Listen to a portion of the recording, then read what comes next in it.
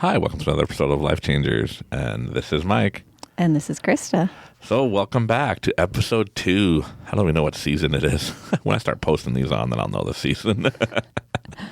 But yeah, so the first episode was just a little bit more introducing what we were bringing to the table for this season as a couple and as telling our story and our truth.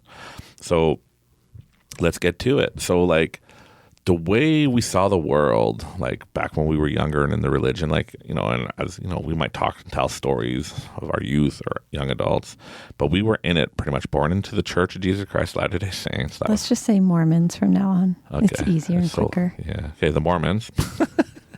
Utah. Anyways, the Mormons, we were born into that religion. And then how old were we when we left? How many years has it been now? It goes so fast. I think 9-ish years. No, more than that. Around 9. Was our last kid born? Yeah. So 9-10 years since we left. So maybe people would be interested, but it's funny to see how we think now. I call it, I don't know if it's right term, saying we're free thinkers. I don't know. We think for ourselves. I think we're just open. We are open. We accept everybody and anything and everybody's reality and everybody's truth. Just nobody's forcing anybody's truth on people. I don't know. Because growing up in the religion, it was for me anyways, you can tell me if I'm right or wrong for you, but for me it was, we have the full truth, right? The Mormons believe they have the full gospel. So the way I was explained when I was younger was somebody broke a mirror and then all these people took the mere pieces of the glass, bits of truth. So the mirror's truth. Everybody took, so all the religion out there has truth in it. But the Mormons have the full truth and the full gospel, and it's ordained by God himself for this church, and they have the truth and the knowledge. So I felt superior. I was oh. So when I meet people in other religions, they're hey, hi Mike, how's it going? I'll be hi, what's your name? Oh, David, hey. And he's yeah, I'm from, I'm religion, just letting you know. And I'm me too. And he's Baptist. I'm cool. What do you believe in? And we talk about what we believe, right? And I'd always feel I'm better than you because I have the full truth. I'm sorry. That's what you're taught, though, in the Mormon church. I think in most churches they teach that you have that full truth and no one else has that. Yeah. So that's why there is that superiority complex, I guess, in a sense. But I also genuinely believed that I had the full truth, that I knew things that other people didn't know. And that's why I was okay being different, because I had that full truth, and that's what mattered most, right? Yeah. It didn't matter that I missed out on other things, or having that truth it felt amazing, honestly. Right? It was a new high. No. Religious high. But yeah, feeling you knew everything. I knew where we came from. I know where we're going to go, right? So in the Mormon church, it's you're born down here from heavenly parents. Yeah. Yeah, we're spirits up there. We want bodies, so we have to come down here. And then we're coming to learn and experience life and get a body, and then, stuff like that. So yeah, feeling I knew everything and I knew where it was going to happen after death, right? When people are do you know the meaning of life? We did. Yeah, we did. I remember I was in Montreal on the metro, which is everybody calls it a subway system, but in Quebec, it's called the metro, underground subway. And I would talk to people, and I remember I'd be 18 years old, and even younger than that sometimes. I hang out with friends, and then I see somebody all sad and depressed, and I'm what's going on? And some people would be adults, grown adults, 40, 50-year-old adults will look at me and be oh, you will never. I'm are you okay? And I guess I have this energy about me, and they're just okay, you seem cool, you're not thug kids, right? You guys seem cool. We're well dressed. We're going to a church activity or something. And it's what's going on? And this person's well, my wife just died, and is there life after death? And I'll be well, there is, because this is what I was taught. This is what I believe, and then that was my reality. That was my truth, right? And everybody's truth changes. It's either you're going to keep the same or you're going to grow. And I guess we grew, but back then it was this is my truth. Yeah, there's life after death. In the end of time, when we all die, we're going to get back with our wife and our kids, and we'll, just we live down here, we'll live in the spirit world, and hopefully you're good enough to make it to heaven. If not, you can make it just a little, not true heaven, but it's still heaven because we believe in different glories of heaven, right? In the Mormon church, there's 3 different glories. And then in there, apparently there's many more, but whatever, in a nutshell. And then it's like, yeah. And then like, you guys can visit each other, hang out with each other. It's just you can't go up, but if you're up, you can go down and visit everybody. And it's just like living life down here, but in the spirit. It felt pretty great having all of life's answers. Right. And, I remember talking to people and be like, oh, like people have blinders on. Most religions, blinders. But our religion is we see the world. But when we left, we're like, wow, that wasn't reality. There's a lot more to the world. It was quite devastating when we left. Yeah. At least for me, I was definitely devastated. It was hard. But like feeling like you knew everything, you knew where you're going to go, you had purpose.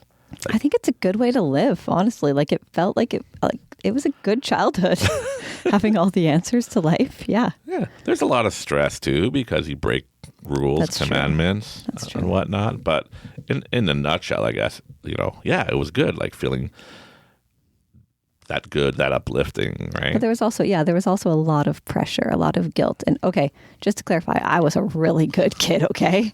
But the amount of guilt I was under was insane for the smallest little things, like, oh, I didn't read my scriptures that day.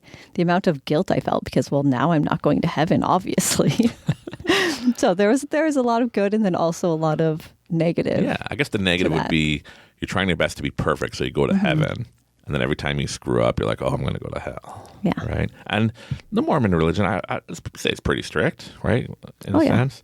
Lots of rules. And like no coffee, no alcohol. What's it called? The Word of Wisdom. Yeah, the Word of Wisdom. Wow. They have something called the Word of Wisdom. You guys can Google it, get all the info. Yeah, see what the Word of Wisdom is. But yeah, we lived by it where like no alcohol, no smoking, and nothing addictive. So if I was addicted to like Coca-Cola, then oh no, I shouldn't drink it because we don't believe in being addicted to anything. But we were addicted to religion. That's all right. But like, yeah. And like we had the Word of Wisdom where like I guess, try not to swear. Oh, yeah. No swearing either. Yeah. Yeah. I remember one time, just a side note here. She's laughing. Just a side note. When we were dating, I said, damn it, or damn, something like that. And then she got offended. So on a level of 1 to 10, Krista was like 10, maybe 11 in the church. Like that's how perfect she was. She was hardcore. I was more like a 3. A 4, like, you rebel, you do bad things. So he liked to swear. So I swore a lot as a kid, even as an adult, I guess. But yeah, and also like when you're younger, you don't have no long-term relationships, right? You can't date till you're 14? 16. 16, yeah. 16, you can't date till you're 16. And then definitely no sex. Yeah, no sex, no nothing. Nothing. Just holding hands, that's all you're allowed to do. Yeah, hold hands, kiss, like yeah. No French kissing or soul kissing, as some people call it. Nothing like that. Like no being alone with each other, like in a room or anything, like because that's temptation, right? You had to avoid the appearance of evil as well. So like not going off alone with a guy because the appearance of that doesn't look too good, right? So it could be very stressful. But also like... I had a lot of guilt because of you, dating you. So I was a bad boy. Not to the world's standards, but to the Mormon standards. Yes. I guess, yes, to the Mormon standards, I was a bad boy. To the world standards, we're like, what? Vanilla. Is that the term, vanilla? No, not for With that. the vanilla. No, we're not vanilla. No, we are. We are. We're gone totally the opposite. We worship the devil now. No, I'm joking. Sorry, you got to have jokes. But yeah, so it felt cool. Like I would say the benefit is, I guess, as somebody put it to me once, like I was very cocky in the sense of like I knew the truth. I knew everything. And I felt like I had a connection with God, right? That like me and him are buddies. Me and Jesus, we're hanging out. We're good. Hanging out, healing people. Right. I performed miracles, I guess you would say. I guess they're called miracles, right? Like healing the sick and stuff like that. But like all religion has miracles being performed and stuff like that. Because like you hear me talk about in previous episodes, what you believe is real is real. There's nothing else to it. So your reality is your reality. So our reality back then was good, trying to hold ourselves to a high standard to be perfect to go to heaven. Yeah.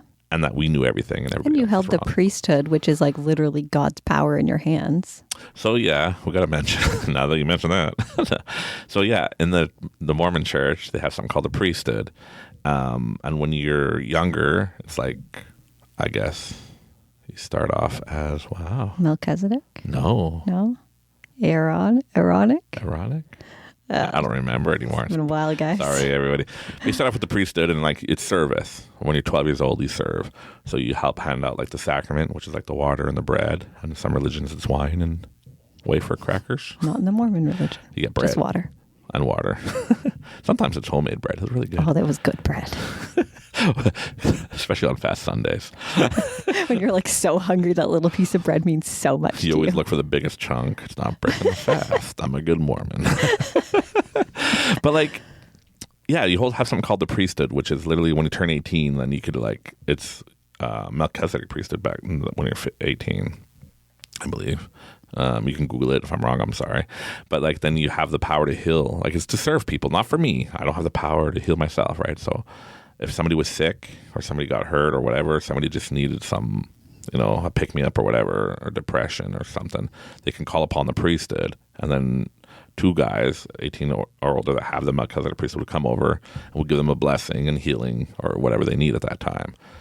And it's cool. I've witnessed, and you were there, I believe. You were upstairs once with a bunch of teenagers when me and somebody else went and healed this lady who was really, really sick. Like her stomach hurt. I don't know. She was like really sick, crunched over pain and stuff.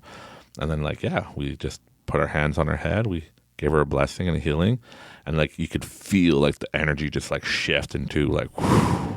And then like even upstairs, they were all like, bah, bah, bah, rowdy. And it's just quiet.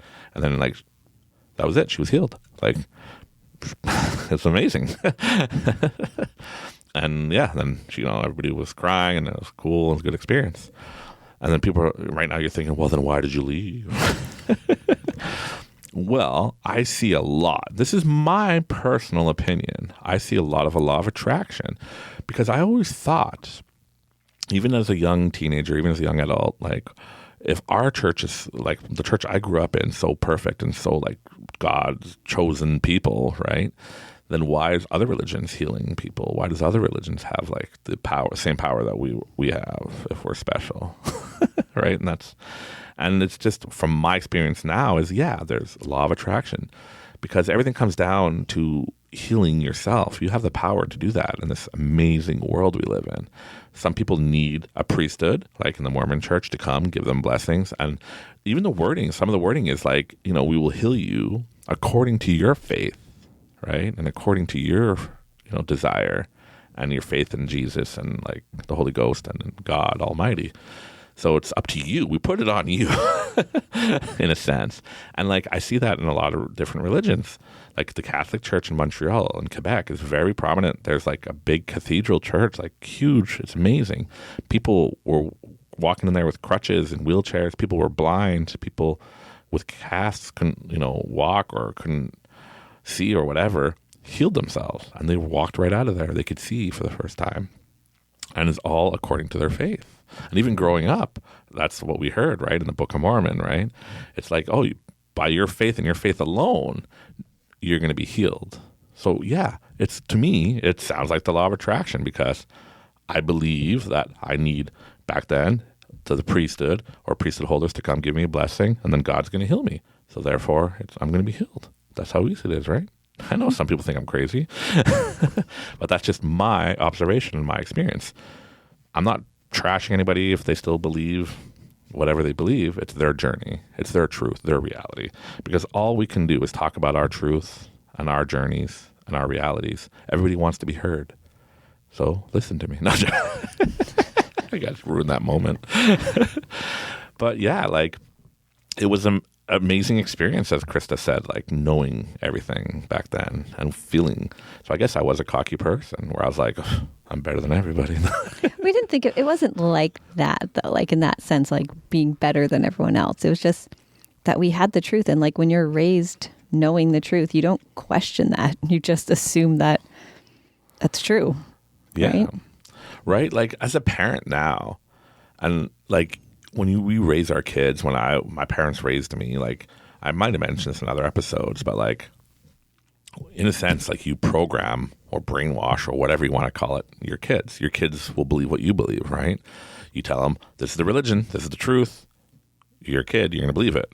And then you go through the journey, and then either when you get older, you're just going to continue, or you're going to find out for yourself. Yeah, you have no reason to question it. Yeah.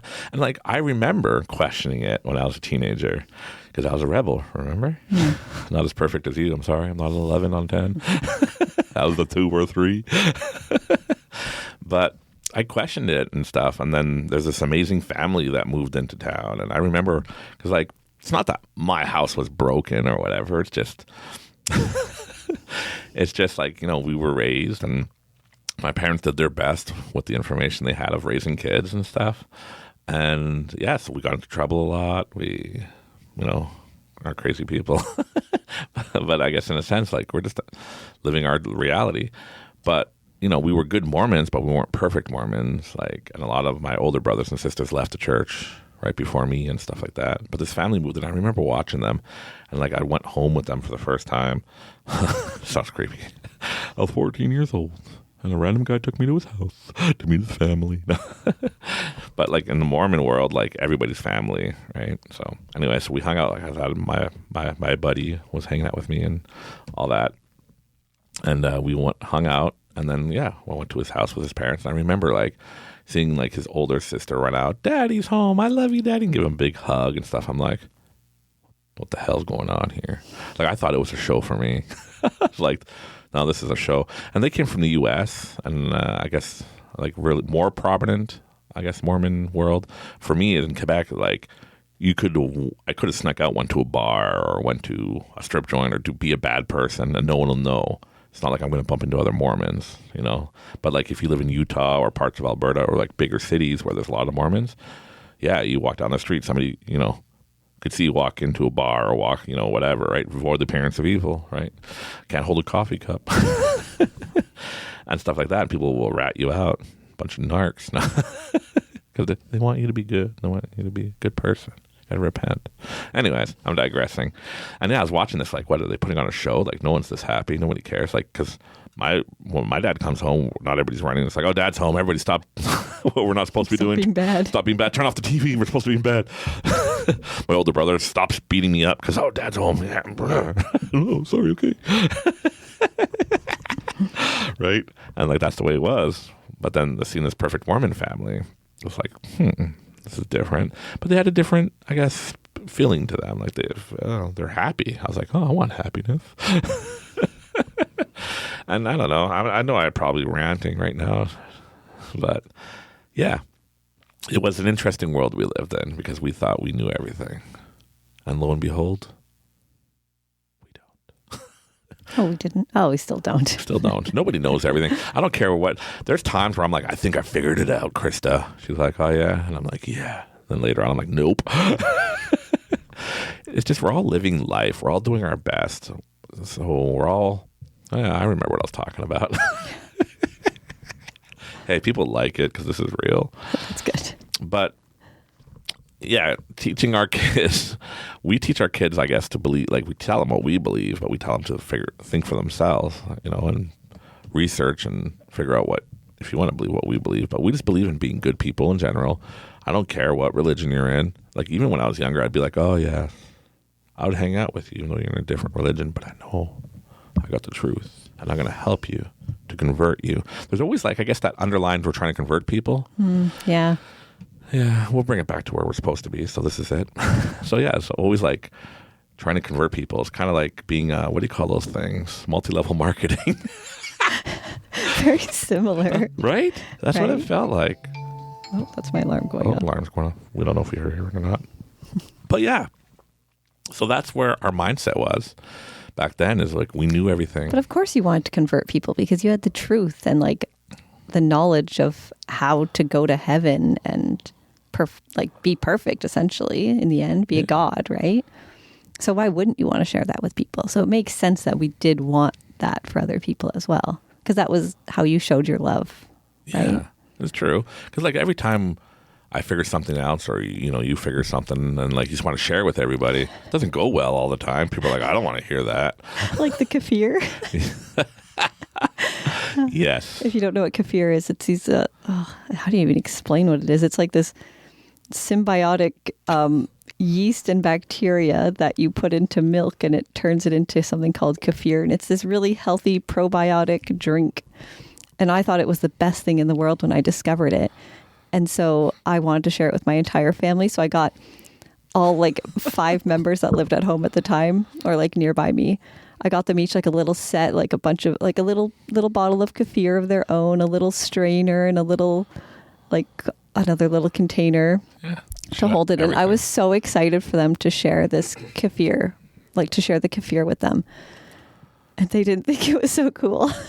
They're like, oh boy, here we go, Krista. Like, oh, the crazy hippie Krista just gave us some weird shit. It was hilarious because it is, and I hear some Dutch people calling it kefir. Yeah. So I heard that, kefir, and now it's popular. I see it in the it's always been popular. Grocery stores. Popular. It's just, you don't just share it to your whole family because they don't care. It's true. All right. And that brings me back to like, you could show, like I've talked about it many times, I could show people or talk to people about how you can start a company or how you can do this or do that or do this or do that. But not everybody's willing to listen and change. Or ready for it. Or ready for the truth. Everyone's on a different path and that's okay. And that's why we decided to do this podcast. It's just, we're just going to tell our story and people can either vibe with us or listen and make fun of us. I don't care. If we get listens, we get listens. And like, as we flow and as we go, you'll hear it's going to get, more in depth, more about our current, truth and all that. But it's funny to just be able, like, I look at my wife. We've been married for 19 years this last October that just passed. We're in November something now. And to believe, like, I think we fell in love, what? Like 3-4 times? Lots of times. Lots of times. And you think you're like, I know what love is. Right? When we first got married, I know what love is. Me and you. We had no clue. We had no clue. And then like, there's different stages. Like that's going to be part of our story is talking about how hard it was to be where we are, to, because you have choices. When you get married young, especially in the Mormon world, is to get married, to have kids, right? To have sex. And then everybody always has kids because they weren't taught how to use contraceptives. We did. We waited 3 years. Contraceptives. Contraceptives. It's a big word. It's okay. Yes, it is. But yeah. Anyways, we usually get married, have kids, right? But we waited 3 years to have it because, like, I was 18. I'm going to wait a little bit. Yeah. So when we had our first daughter, you were 21, turning 22. Yeah. Somewhere like that. Yeah. Because she's only 18 for like a week or so after. Okay, people. And I'm only like 3.5 years older than you. Yeah. So anyways, I digress. But yeah. And it could be hard, right? Because you don't know somebody. When you're that young, you get married, then you have kids. And when your kids are old and start like being independent, you look at each other and like, hey, roommate, who are you? And like, I remember sometimes having some tough times. Like, and then I was talking to a buddy, he's like, yeah, after 10 years, you have to re-fall in love, or that's why, people just get divorced, right? It's so easy just to give up on things. And for us not choosing to give up so easily throughout all our... I think it was about the 10-year mark where we left the church. Like we had been married for about 10 years. Yeah. Yeah. And I think if we stayed, like we'll get more in depth to it, but I think if we stayed, we would be divorced right now. Oh, yeah, definitely. I know, we'd probably still be together just because divorce is frowned upon. But we wouldn't be where we are right now. True. We'd still think we knew what love was. But yeah, so like follow us on our journey. And I encourage you to share the podcast with everybody. Let's make this podcast go viral. And just follow the journey and see. And we'll give you tips and tricks about business. We'll talk about relationships. We're going to talk about all sorts of things, and mainly about our journey, but that will help you in your life, in your journey. And you sometimes might have questions of like, who am I? And like, who are you? I have that question many times. Even before we started recording one of the first episodes, I'm like, okay, we're going to talk about who we are. She's like, who am I? Tell me who I am. I don't do well under pressure, guys. But like, yeah, who are you? What do you believe? What do you believe now? Does that need to be your belief for your whole life? No, I don't believe so. You got to just flow and go, and beliefs change. Sometimes it's hard. Sometimes it's easy. It's harder for other people. It's easier for other people. But we're going to talk about how our whole world came crashing down, and like pretty much your whole life, your truth, everything you believed in just gets ripped out from under you. Now what do you do? And then you get to follow us through our whole journey of finding out who we are and how we got to where we got. So thank you very much for listening. And once again, this is Life Changers, and I'm Mike. And this is Krista. So thank you very much. We love you, and stay tuned for the next episode. Later.